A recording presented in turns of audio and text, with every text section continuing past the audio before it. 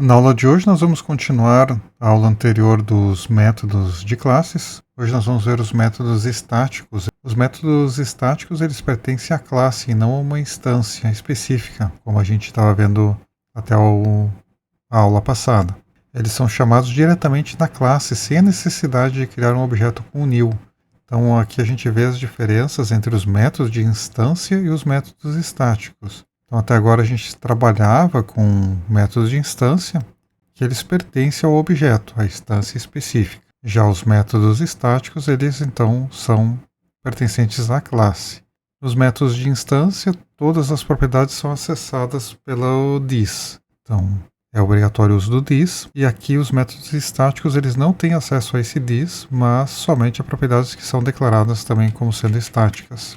A chamada dos métodos de instância é o nome do objeto, a instância, ponto método.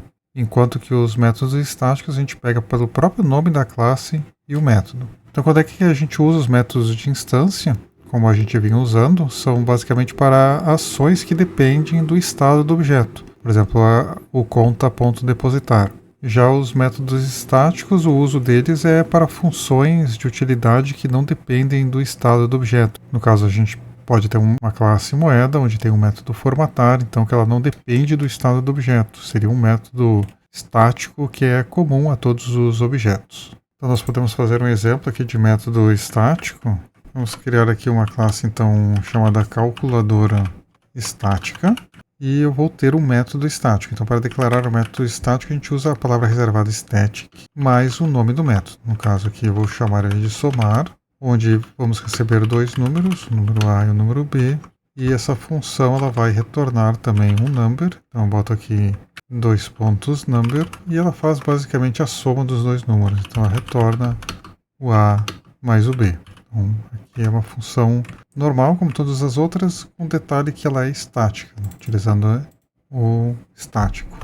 Então eu não preciso criar uma instância dessa calculadora estática como nós estávamos fazendo com os exemplos de método de instância. Posso chamar assim diretamente, calculadora estática ponto o método somar. Então vou botar aqui 10 mais 5. E para ver o resultado, já que ela retorna um número, eu vou botar aqui um console log calculadora. E podemos rodar aqui no terminal para ver o resultado, vai ser 15 como esperado.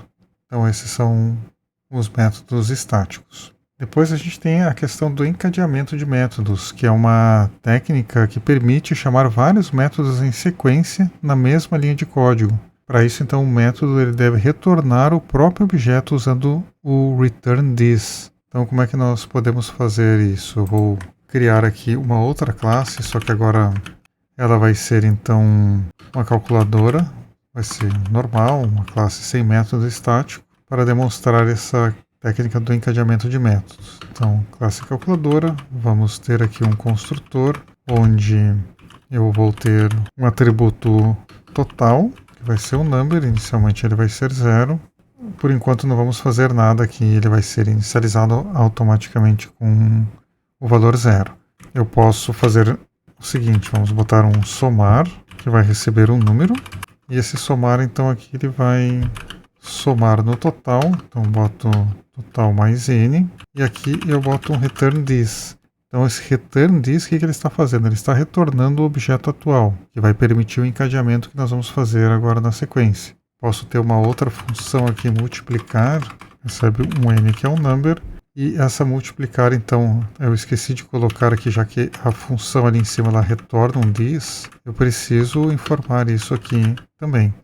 Então eu boto um return this, essa multiplicar também vai retornar o this, e basicamente o que ela faz é this ponto, vai pegar o total e vai fazer a multiplicação aqui pelo n, e para fazer o encadeamento eu preciso continuar aqui com o return this.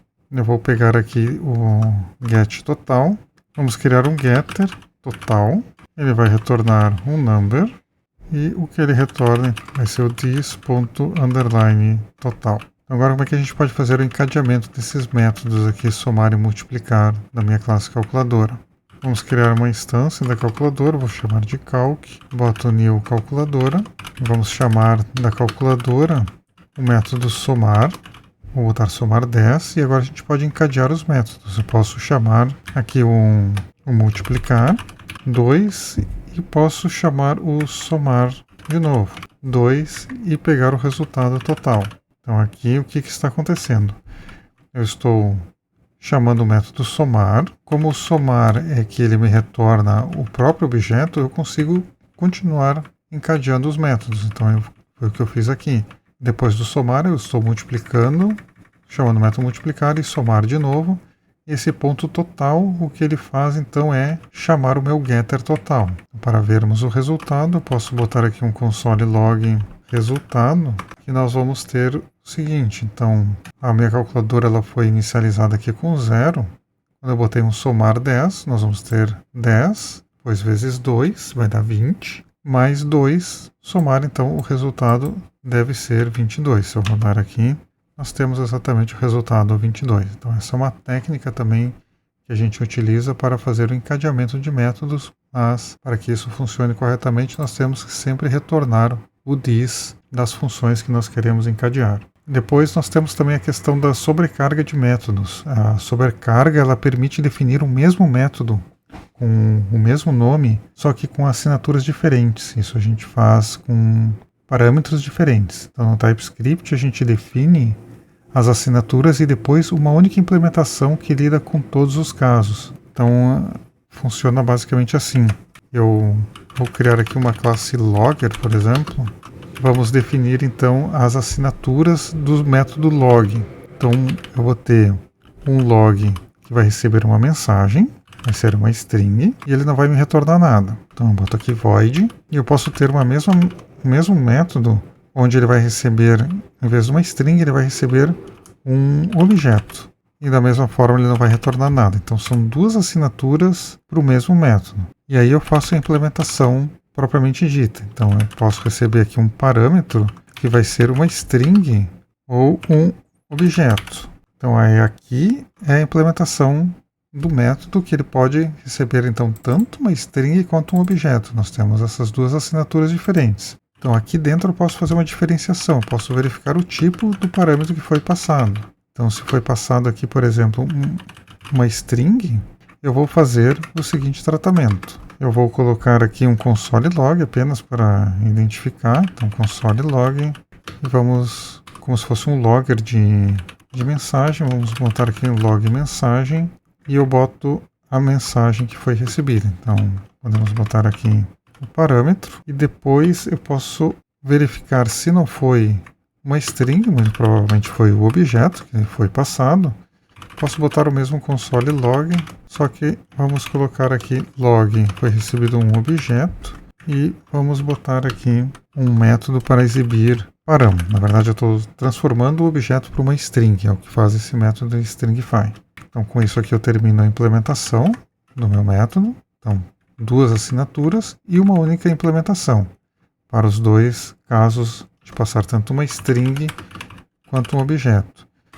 Então vamos criar o objeto logger, e primeiro eu vou chamar ele passando então uma mensagem no formato de uma string. Então aqui vamos botar, por exemplo, usuário logado. Então se eu rodar aqui o programa npm run dev, ele aparece ali log mensagem usuário logado. Agora eu também posso passar um objeto fazendo logger.log, e aqui eu passo um objeto do TypeScript. Vamos dizer que ele tem uma chave id1 e o usuário é uma outra chave com o valor admin. Então se eu rodo aqui o programa, veja que ele consegue executar normalmente, tratando o caso quando passamos uma string para o método log ou quando passamos um objeto.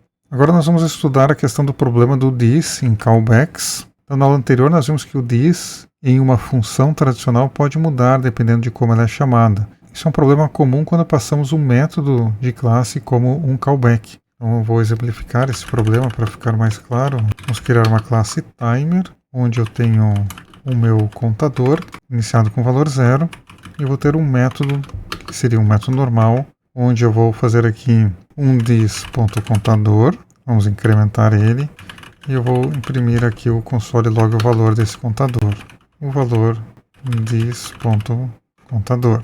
Então se eu vier aqui e declarar um objeto desse timer, Então agora se eu fizer a chamada do setInterval, que ele é uma função que é executada de tempos em tempos. Então essa função ela é executada a cada tanto intervalo.